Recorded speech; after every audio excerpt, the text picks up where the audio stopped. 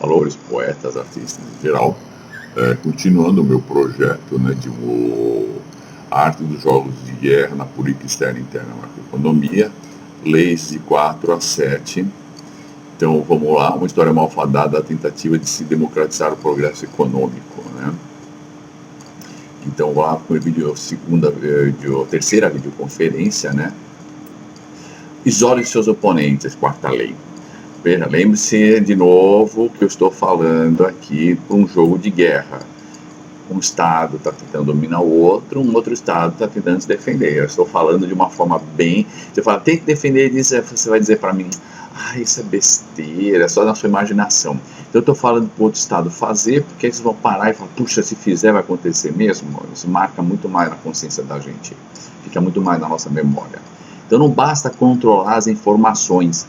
Se o país é detentor de recursos econômicos e dependente entrar em contato com outras culturas, ao fizer acordos tecnológicos comerciais com outro Estado, eles perceberam que podem ser autossuficientes e independentes, que nem aconteceu com o Brasil, né? Não tinha... Fizemos um H1, vem um reator todo arrebentado da Westinghouse, era um reator protótipo, velho e tal. Eu participei lá do treinamento do pessoal para fazer a parada lá dos ensaios e tal. Por favor, não mexam naquilo e não liguem, porque aquilo não pode ser ligado. A partir daí, nós começamos a fazer acordos comerciais de energia nuclear só com a Alemanha e com a França.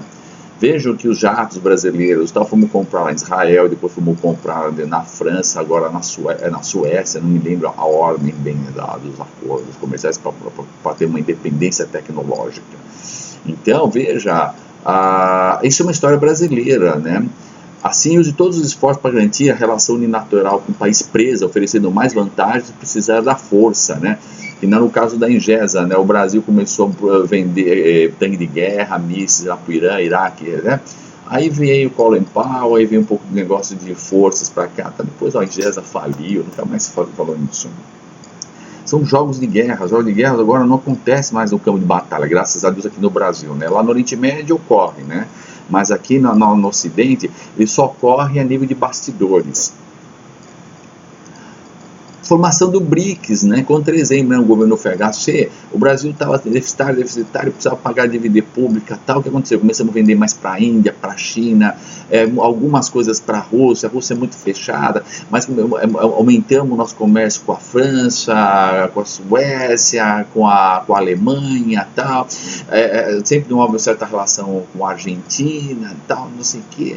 Depois de um tempo a China foi desenvolvendo, a Rússia começaram a ocupar esse espaço deixado pelos americanos, que só se olham para si mesmo, né, para a grandeza deles, e aí surgiu o BRICS, né, a Brasil, Índia, tal, e graças a Deus, né, a abertura desse comércio é que nos permitiu dar essa alavancada, que criou essa ilusão na cabeça de vocês, que isso aqui é um país sério, né, que isso aqui é estabilizado, tal, que a política funciona direito, tal, como eu já falei várias vezes.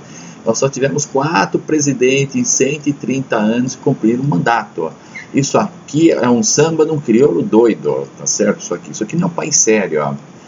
Destrua as lideranças e a cadeia de comando dos seus oponentes. Eu sempre está correndo no Brasil, entra um partido, vai outro, é uma miscelânea de partido, uma hora você tem que juntar um grupo aqui, junta um grupo de lá, não existe um projeto nacional. O único projeto nacional que teve aqui foi o de Getúlio Vargas.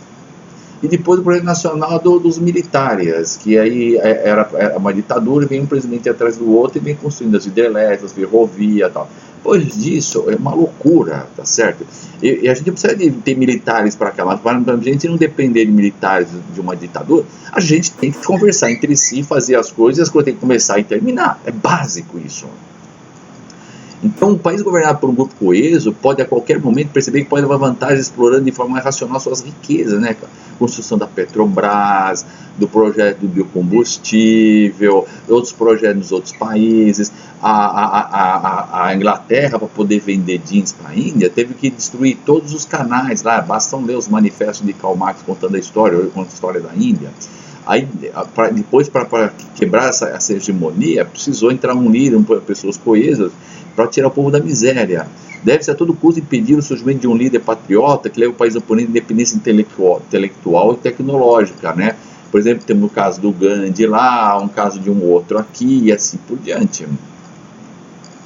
Mantenha seus oponentes na dependência tecnológica. Veja, o Brasil veio, nós tínhamos o supercomputador lá na FRJ, o Cobra, nós viemos fazendo a Engesa, projeto nuclear, tal, depois acabou tudo, foi tudo. Aí nós tínhamos nós vivemos aí 30 anos, ou não, 20 anos, 60 e pouco, 70, 80, quase 20 anos, 20 e pouco, isolado, né, protecionismo, construímos o nosso parque tecnológico, nossos bancos, sistema de telefonia, tal. Depois que abriu, veio o pessoal, faliram tudo com o jogo político, briga, tal, não sei o quê.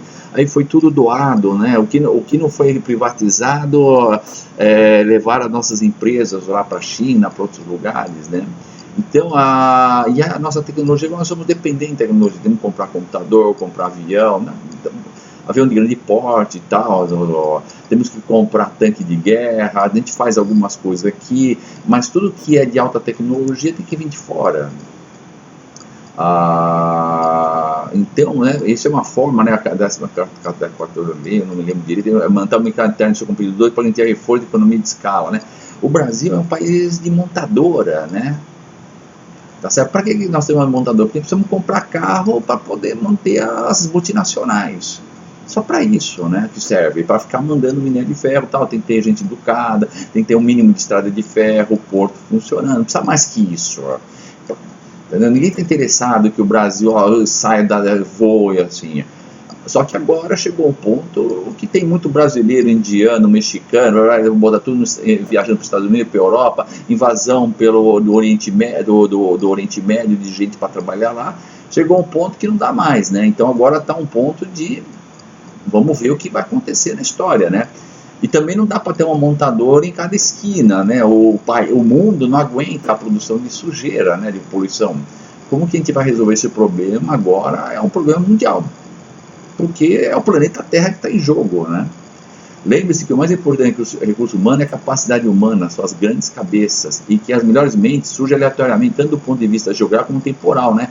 Como que ia determinar que Einstein, Hilbert, Schrödinger, Bohr era norueguês, mas estava tudo ali junto, Pauli, tudo ia nascer na mesma época, ali em 1905, 7, 10, entre a Primeira e a Segunda Guerra Mundial, ali na Alemanha. Eu nunca soube que tinha um projeto genético lá na Alemanha, lá que eles conseguissem manipular genoma. Até hoje a gente não consegue fazer isso, né? Então é mais barato atrair para trabalhar para você do que formá-lo, né? Formar um pesquisador leva 30 anos, né? 10 a 20 anos para tomar em bacharel, depois para ter mestrado, doutorado, para aí começar a produzir alguma coisa. Então, nós começamos muito atrasado na educação e tal. Como que vai ter líderes com peruca, né? Que nem o Newton, né? Leibniz. Nossa, nós brasileiros, né? Então a gente põe, né? Eu vou entrar agora na 7ª lei, né? Como que manipular informação e educação, né?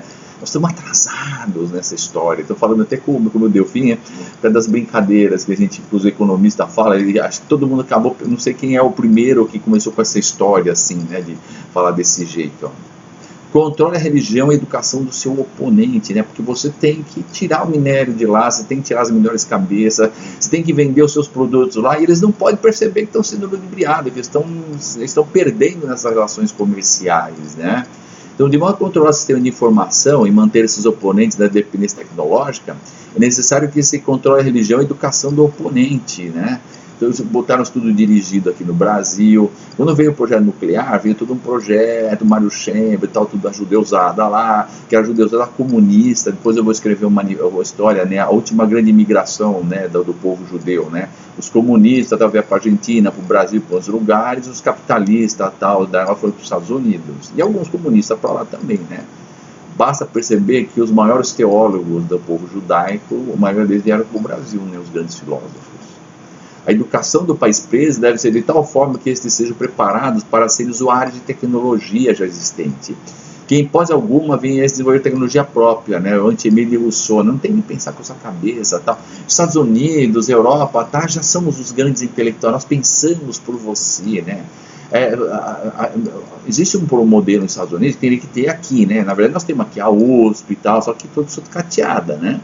Tem que ter uma universidade para os nerds, Aquele que estuda, fica que nem o meu amigo diz, né? O problema de pesquisa não é inteligência, é de bunda. Você tem que ficar 10, 12 horas por dia estudando. Se você não consegue ficar sentado estudando, ou prestar atenção no que eu estou falando, então você não vai ser um pesquisador. Então é uma questão de disciplina, tal. Todos nós somos inteligentes. Então a questão toda é pegar esses caras e levar para lá e controlar a educação. Não tem como controlar, né, essas coisas. Então você tem que controlar a cultura, a religião, né? A religião não deve desenvolver o raciocínio lógico, científico, né? Deve fazer o quê? Deve ser baseado na evidência cega e no conformismo, né? Agora nós estamos muito nessa religião de relaxar, tal. Eu até gosto muito de música gospel. Eu canto em igreja, né? Frequento a igreja católica, que é uma igreja média, né? Canção nova, tal, né? Mas veja, a igreja se transformou uma coisa lá meio de fisioterapia, como que é, de academia, né? Show gospel, tal, papá. Está cumprindo o papel deles, tá certo? Melhor do que as pessoas estarem usando droga, estarem por aí fazendo festa, tal. Mas aquele, né, se recolhe em silêncio, né, e quando eles quiserem falar por Deus, não fique falando em grandes vozes, tal, fale recolhido, tal, que o Deus está disponível a te ouvir, está nos evangelhos, está lá nos bandichades, está lá no Alcorão, tá lá, isso aí está pirado. Agora é um grande show business, né, tá certo? Começou lá com o Billy Graham, né, que era um vendedor do tipo polyshopping, né. Então hoje a religião é um polyshopping, né, de vender produto, vender CD, vender livro e tal. Mas o mais interessante é que na década de 60 e 70 foi realizado um projeto de ensino, né, o projeto Harper, vocês instalaram no Brasil, com kits de experimentos, negócios científicos, de experimentação, com filmes, cinema, para produzir cientistas no mundo todo, para combater o raciocínio daquele, né, de acreditar em OVNI, não é que não acreditar em Espírito Santo, mas não acreditar no mágico, no Espírito Santo mágico, tal, não sei o que. Veja, eu tenho uma concepção meio budista, meio filosófica, meio cristã, né, de São João da Cruz e São Teresa, se for nos mais profundos. Mas essa parte não se entra, só se entra nessa festinha superficial, né, na quermesse e tal.